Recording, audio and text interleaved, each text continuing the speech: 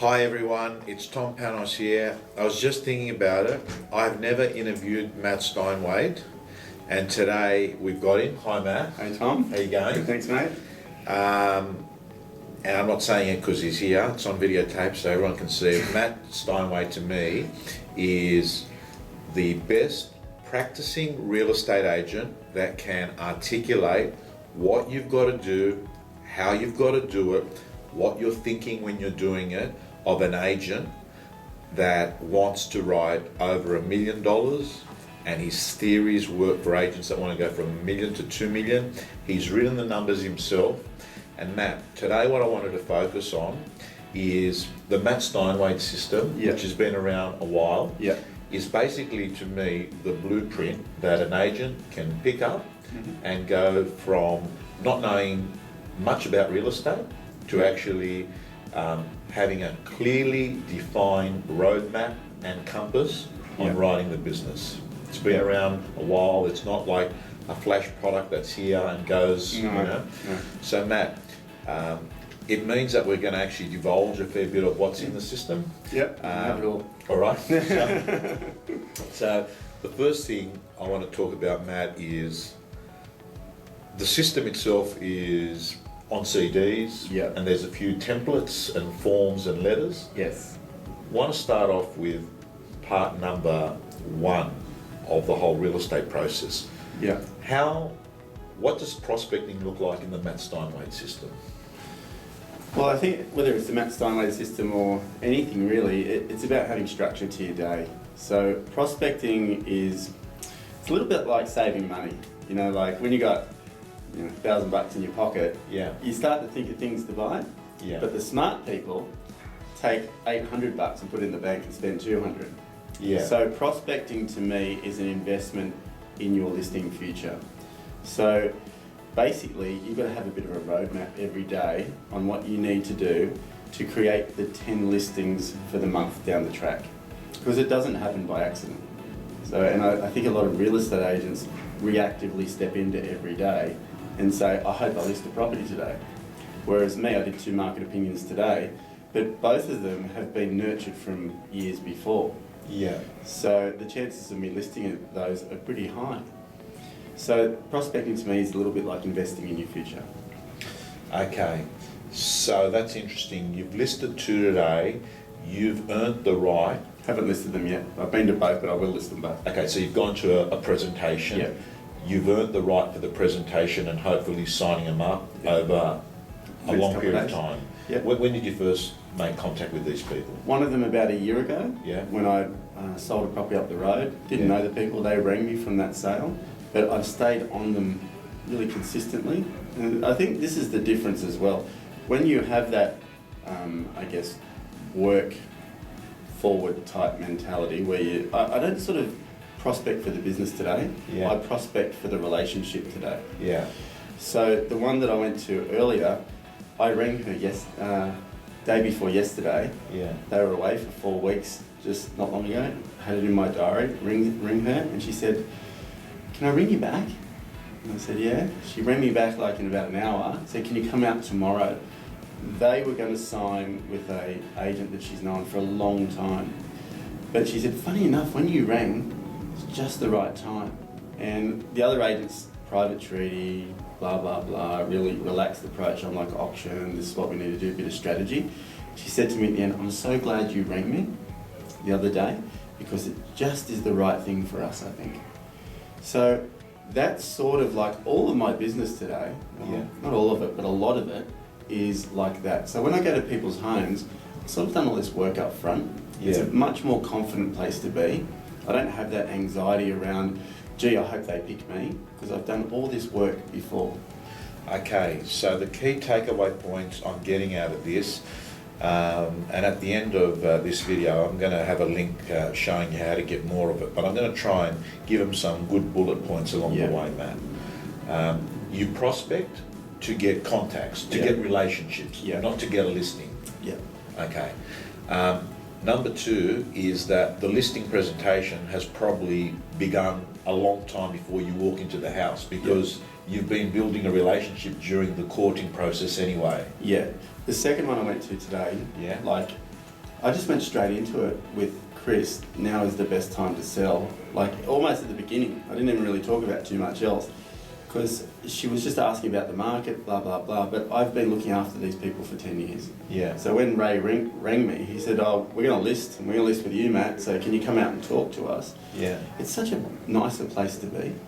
Okay, and I actually can picture, Matt, the way you're describing it is that when you're operating from that position, you've got more of an abundance mindset, which is that you're not desperate to get that business because you've got so many other things lined up because you're talking to a lot of people. It's not like your life depends on it, and you don't act like desperate and needy and clinging to get the business because they like you already. And do you know what I mean? Yeah, people pick you because they like you, know you, trust you. So they know me already. They trust me because I've been working for nothing already, just keeping them up to date. And then they just you got to sort of do a little bit of a presentation. They got to sort of connect with it for sure. I don't just go in and kick back and be really relaxed about it. I'm very attentive to where they're at. Right. So I know when to push and when not to. Okay. And like both of them, I didn't sign up today, but I will over the next couple of days because my follow-up will do the close for me now. Right. Okay. And that's a whole nother subject. Okay. Again, key points as Matt talks, I want to just highlight takeaway points. I'm just picturing that the person watching it, and the key thing there is that Matt is assertive when the weather is right, when he can sense it, and definitely does not try and close the business when the weather is not right. No. So does that come with experience, the wisdom to be able to say, oh, I asked for it now? It's all about feel. Like everything I do is about feel. If I'm in somebody's home, like the first one I went to today, they're farm people. They're a bit more, they take a while to make a decision to get to this point. At the end, you can see it in their face. They didn't want to auction, they didn't want to do any of this, but in their face, by the end of it, they're like, that's for us. That's what we need to do. He said, I'm just going to take a couple of days. Is that all right? And I'll come back to you. For me, my gut feel was saying, follow up unbelievably now. I have a certain follow-up system, and then I'll close it. This is why, because I found if I pushed for the business too early, I might list it, but they'll wake up tomorrow morning and feel like they've been pushed into that strategy. I want them to choose me and the strategy that I've proposed comfortably, because when that happens, you step out into business very firmly, and it's like a partnership. Okay. Matt, I'm just going to ask you this issue about feel. Yeah. It's important. Yeah. I think it's important for the vendors because they make a decision based on feeling. And you're also making a decision based on feeling, aren't you? I am. So feeling is a big thing in a presentation. Yeah. It is. Well, the most dominant energy will rule. So if you're anxious and they're confident, you're going to be more anxious because they're confident. Energy will rule that meeting, so you're going to be all over the place, you'll make mistakes, it won't flow, stuff like that. But when you're in a really good place, you're really prepared. You don't have to be experienced, by the way, but you're really prepared, you've prospected, you've spoken to the people a few times, you've built this sort of semi-relationship with them, then you're coming from the right place. Your energy pattern will rule that meeting because you feel like you're the person for the business. You've just got to maintain that. You've got to maintain that in the listing presentation. Okay, so I'm going to try and cover all the points that are really important. Occasionally you'll notice that we're deviating off subjects that maybe we're starting off prospecting and we're talking about listing, but I think that's a good thing because that's the feeling that we're getting. That's the flowing conversation, and that's what actually happens in real life with vendors, doesn't it? It is. You don't sit there with the vendor and say, "Oh, sorry, we should stop you now because I've got a presentation that marketing." Prospecting for me is my listing presentation, like 75% of it. Right. Am I the best presenter in the world? I don't know. Don't think so. But my prospecting is really good, and I'm so committed to it that that's the heavy lifting for me. So when I go to somebody's home, the presentation is like your exclamation mark. Okay, I want to talk about, Matt, the fact is that at some point, these people have spoke to you for the first time. Yeah. Down the track, they're speaking to you the second and third time. Can we do a rewind button Yeah. and go to these people that you're talking to the first time. Yeah. What's the conversation look like? What are you showing them? What is the interaction? Are you talking about when I've prospected them? Correct. So new area. New prospecting. area. For about 3 years, Tom, I just asked everybody if they'd had any thoughts of selling. That's it. Hi, it's Matt. How many homes? 1,000. Well, 1,100 in mine. Yeah. But the thing about that is I only prospected 750 for the first 2 years. Right. So the 750 that I really liked and wanted to make impact in, that's the first part of prospecting. Okay, And so I've got CMAs out to all those. okay, so it's a simple sussing out if they want to sell, asking them the question. Yeah. Pretty straightforward, Have you any thoughts of selling? right? Let's just do it quickly. Okay. So, hey Tom, it's Matt. How you going? Matt from McGrath. Hey Matt, how you going? Good, thanks. Just wondering if you had any thoughts of selling at all. No. Not at all. No. Okay. Let's say you go had any thoughts of selling? No. Any thoughts at all?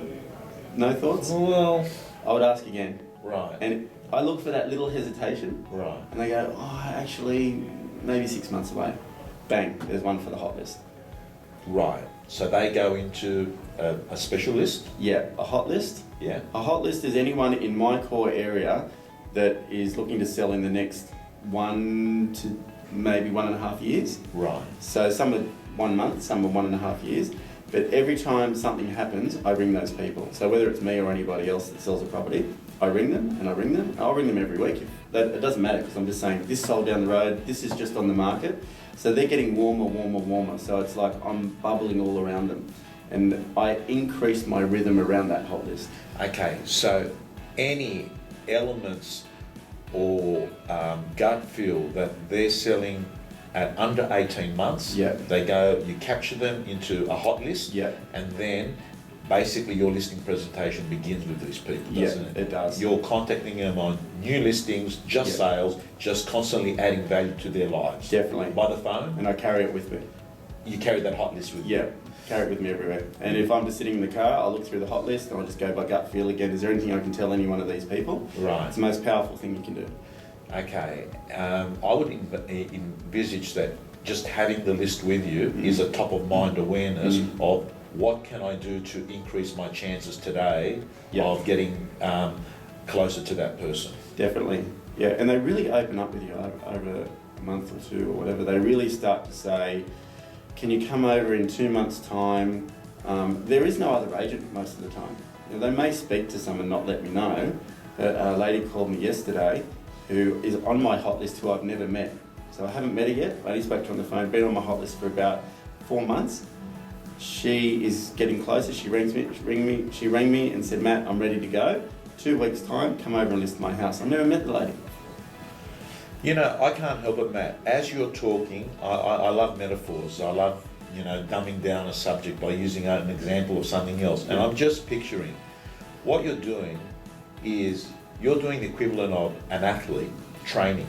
Yeah. You're training, Yeah. right? And then there comes a time where there's the event, which is the sign it up. You know what I mean? So you're doing the work. You're doing the work. You're actually doing the work, and the reward for the work is the listing. It is.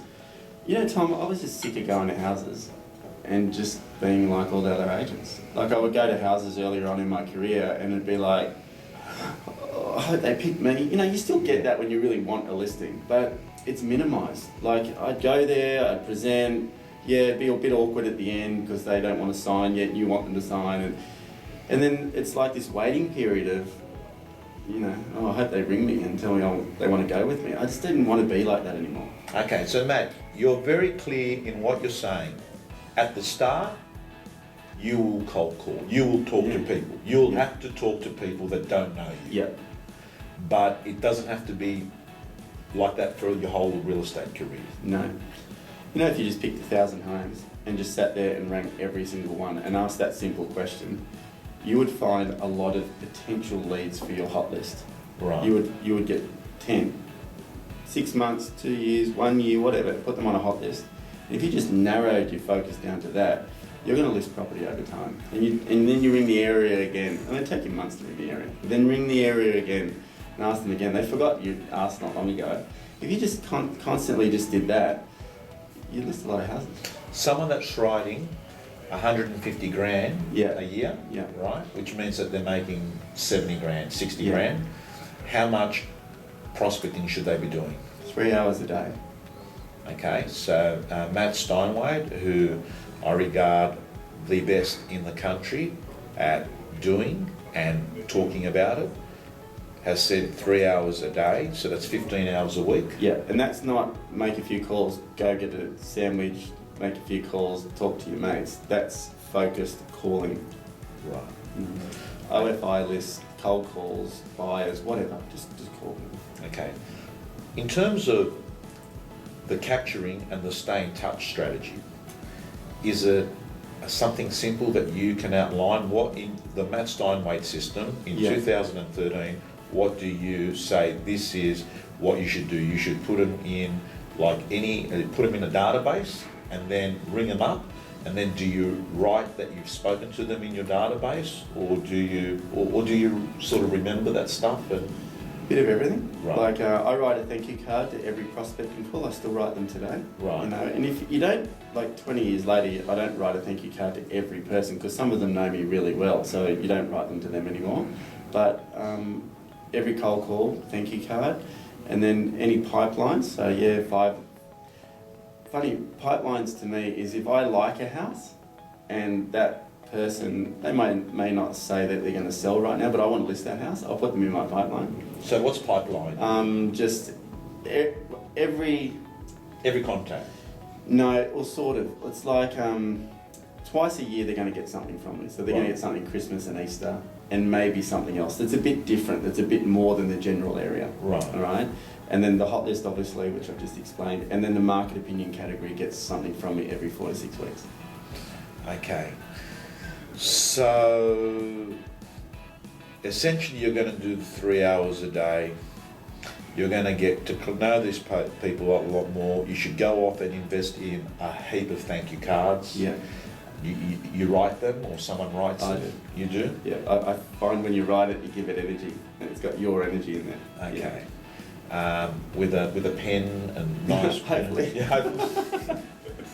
That's a silly question, right? Yeah. I'm not going to edit that out.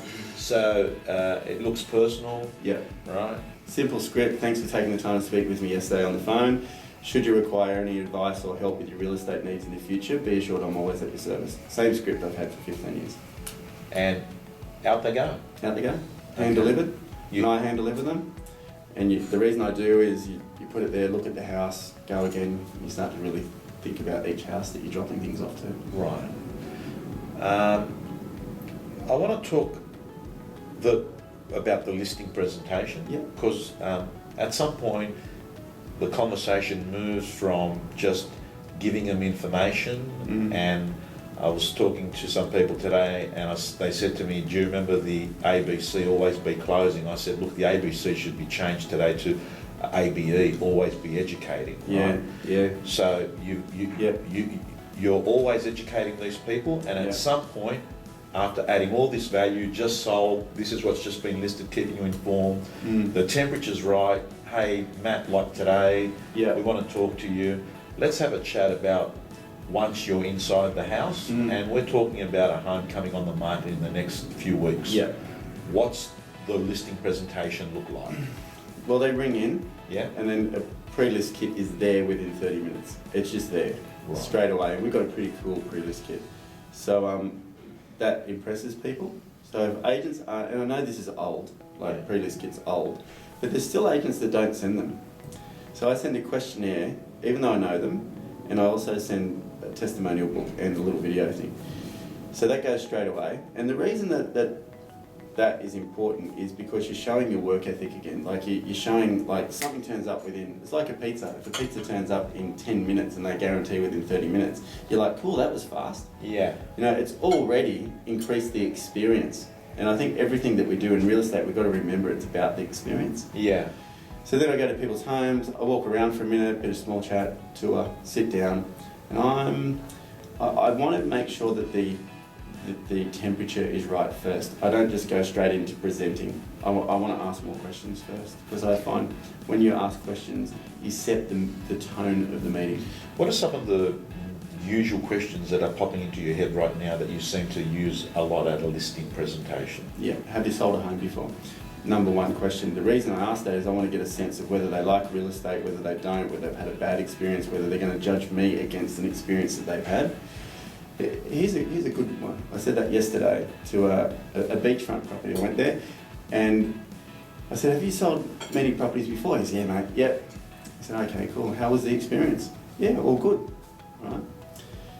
Fine. Sort of got off the subject, started talking about a few other things. We got onto pricing. That's the first pod in my listing presentation. So I got into pricing, and he says, what do you reckon? I said, well, this is the comparables that are happening at the moment. This one sold for 2, this one sold for 175, this one sold for 3. And I said, it's got to be more around this 2-ish one. Yeah. You know? So looking at this, and I always like to get a sense. They'll never tell you if you ask. I don't ask. I just say, it's got to be somewhere around here, and his face just dropped. And I was like, what do you think? Like, no way. I was like, okay. What are you thinking? He goes, well, he goes, high twos. High twos is what I've been told. And I'm like, okay, great. And I said, this one down the road just sold for 2.45. And I said this to him, it's a way better house than yours. He goes, yeah, I know it is. So you're $500,000 better than that. He's like, I said, listen, agents are going to tell you anything to get your listing. And I looked at him in the eyes. I always look people directly in the eyes in a listing presentation. Not confrontational, but real. And I said to him, agents will tell you anything to get this business. I want to work off real evidence here. And this is what's happening in the marketplace. And he's like, yeah, okay. He goes, you know, you're right about agents. He said, my last house, I was told $690, and the agent came back 2 weeks or 3 weeks later and said 500 is the best we'll get. He said, I was so filthy with that agent. I said, the same is happening here. It's not high twos. You can see this. And he goes, yeah, I can see this. So even though I asked it up front, he didn't tell me about the experience first. But when I sort of got into the detail a little bit more, he had this experience going on that he didn't tell me about. Yeah. But when I got it out, by just taking my time with evidence and working through things, not rushing and trying to pick a price out, when I got to the bottom of that, that was the best thing that happened in that listing meeting. Because at the end of it, he said, Matt, I'm really thankful that you're truthful with us. He says, you're being upfront truthful. And I said, yeah, I am, because it's too important for you. He goes, yeah, I know that. I said, it's not worth anywhere near what you were saying. He goes, yeah, I can see that. So taking your time, and rather than just rushing in and pricing, marketing, all of that stuff, it's about getting that person on board with where you're coming from. Okay, again, golden nuggets. What do you think? There's a second there where Matt asked a question, no defensiveness, no bad emotions, just like honestly trying to work out what are you thinking. Yeah. And what I like about that, Matt, is a lot of agents may have actually done that. Oh, what are you thinking? They get their number and they say, oh yeah, we'll give it a crack. Yeah. You know what? That's what happens in real estate. There's no point. Yeah. No point. Like I said to the guy as well, yeah, sure, an agent will tell you this, you'll list it, but he'll walk out the door, or she'll walk out the door, and she'll know in her heart that that's the wrong price. She'll know that. And then when you market and all this sort of stuff, it's not going to work right. Because if things aren't set up right from the beginning, they don't work right. And he's like, yeah. And he was resonating with this message, resonating with it. And I said to him, I could lose your business at this point by telling you a price I know you don't want. But would you rather me tell you something that's real, or tell you just something for 5 minutes and have you disappointed 3 months down the track? What would you rather? And he said, yeah, I want to know now. Okay, and I've got to tell you that Matt's approach reflects the best agents in Australia, and that is that they don't win the business on the list price. No. They don't win the business on the commission. They win the business on trust, on a process, on authenticity. Yeah. That's the game that they want to compete in. Yeah. Your energy's got to be right, Tom. Yeah. I know we're talking about like what to do and how to do it, but unless your energy is right, and I mean your home life, yourself, your integrity, how you approach life in general, when you come from that place, people really, really feel it. Yeah. They can see it. Your message might not be exactly what they want right then. They might not pick you, but they'll remember you. Yeah. They'll remember you. Yeah, yeah. They do seem to forget some of the slogans and the cliches, but they don't seem to forget that feeling that they felt there and then. That's right. At that moment. Even if they list with another agent and it's higher, if it doesn't sell, I'm telling you, they're going to remember you after, and they're going to ring up and say, "Oh, I'm sorry." Okay. Anyway. So Matt, is it generally at the pointy end of the whole process, which is the listing presentation, is it 2 meetings? One? You'll try and have an agency agreement completed at that meeting? Yeah, if I can. Yeah. If I don't, I really rely on my follow-up. Right. The follow-up's a bit of a secondary close for me. Okay. Can we talk about the follow-up? So let's assume that you felt the temperature was right, and you've been a little bit assertive and asked for the business, but you can tell it's not going to happen. Yeah. Tell me, what do you do in that situation? I'll ask again. I'll say, "Would you like to get it started, Tom?" Well, look, probably we like what we hear. We just need to dwell on a couple of things. Sure thing. Then I want to know. I won't go into I don't go right into what's concerning them, but I say, "Do you feel everything's been covered, or do you have any other questions?" You can see it in their eyes when you say, "Or do you have any other questions?" Right. Okay. So you're not going to sit down there like this hard copper interviewing someone and saying, what is it? What is it? This and that. But you are going to soft probe and see that, is there something like... Because they might just say, "Oh, actually, it's like the marketing's a bit dear." Or whatever. It does come up. Mm-hmm. What do you say when it comes up? If the marketing's a bit dear? So let's assume, if we rewind, Matt, the marketing, look, that sort of money, I mean, I've got agents coming in here and telling me that the market's hot at the moment and it's going to sell anyway. Yeah. Oh, for sure. You should put a sign out the front and just sell it yourself and save the comp, because you could sell this house yourself, but are you after the best price? That's all I'm concerned about. Yeah, I'm after the best price. How do you think that's going to come? Hopefully someone that's going to love it, like we did. Yeah, okay. So do you think really strong prices just happen, or are they created? What's your opinion about that? Do you think there's some strategy attached, like a house down the road that's sold for $50,000 over reserve? Do you think there's some management that goes into that, or do you think it just happened? No, I think you've got to make sure that you get the right people in that really appreciate the home for what it is. For sure. Yeah. Well, how come you're talking to agents? What's the reason you got agents here? If the house can just sell because the market's good.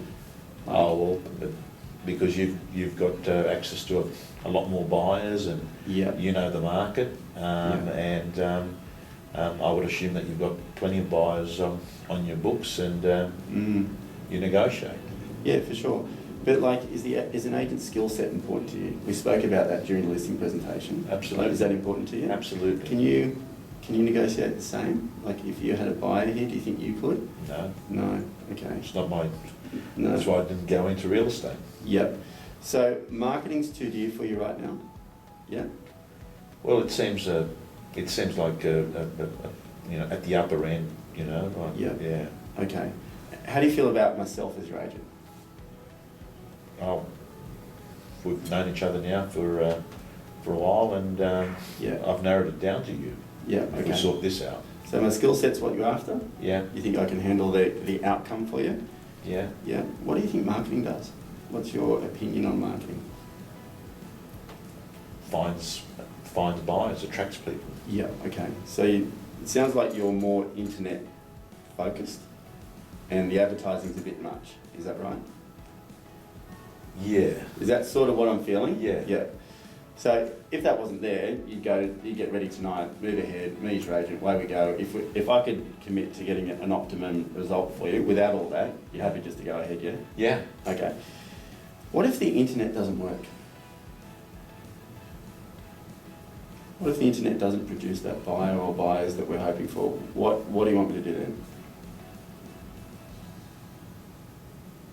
I don't know, find someone from somewhere to advertise it. Well, I'm trying to work with you because you're saying the advertising is too much, which I understand completely, but in comparison to the potential result, then it's pretty cheap because it's a few grand. The one down the road sold for $50,000 over. Would that be a good investment? Yeah. Yeah, I can't promise that, but that's happened to those people down the road. Yeah. So a bit of management, right agent, right marketing. Yeah. So if we go just the net, and I want you to remember there's no second chances with selling your home the first time. There's none. So you've got to set it up right the first time. So if the net doesn't produce the right buyers, where do we go? Because I'm talking about a strategy for your home. I'm not talking about just to keep your costs down so you're happy for 5 minutes. Because I can't sit here in 3 weeks and say, shivers, Tom, we may have had a better strategy out there, but I didn't go with it. So where do we go then? Because can I show you an example? Yeah. This home here that I sold for $62,000 over reserve. Yeah. The first week was on the net. We had 19 groups through. Yeah. Okay. And then it started to die off. Then the ad came out. We had 22 groups through on the very first ad. Yeah. So do you think that owner needed that ad? Do you think that owner needed that advertising structure? Yeah. To ensure the energy stayed high? Because Tom, price is just energy. Price is just how active the marketplace is around your home. Yeah. That's going to relate to your price. Yeah. If you want to leave out the 22 on the first week of this home, what do you think would have happened to this owner? Well, obviously they wouldn't have had that result in the end, I suppose. Yeah. You do need some advertising, do you agree? Yeah. How do you feel about that? Can you work with that budget I've put forward? Because that is the right one for your home. Can you work with that? So you think that that's what we need? I do. If it was my home, that's exactly what I would do. You can cut it back, but I'm not sure which part of the return you want to cut back.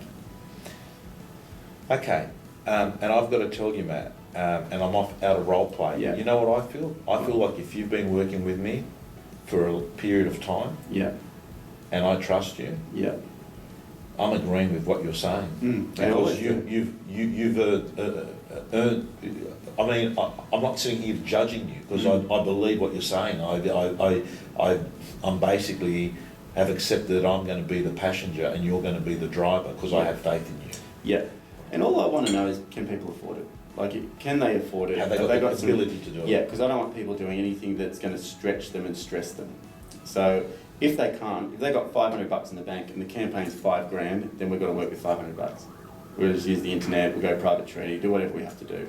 But if they, because some people just, that it's not always an objection. They're just trying to see if they can get it less. Yeah. They don't really understand the potential limitation that could have to their property sale. But when you explain it calmly and there's some reasoning behind it and they're involved in the conversation, not you're telling them that that's what you need to do. Yeah. When you do that and they've got the money, they usually just say, yeah, okay, no, I don't want to cost myself anywhere.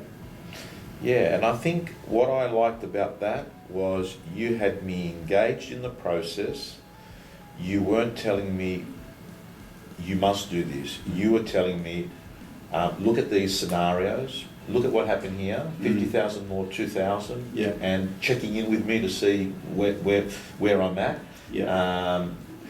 And I've got to say, it just feels real. Yeah.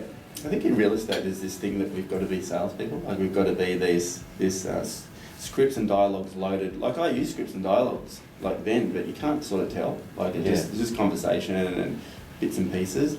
But I think we've got to relax a bit in real estate, and I think we'll all do it a lot better. Okay.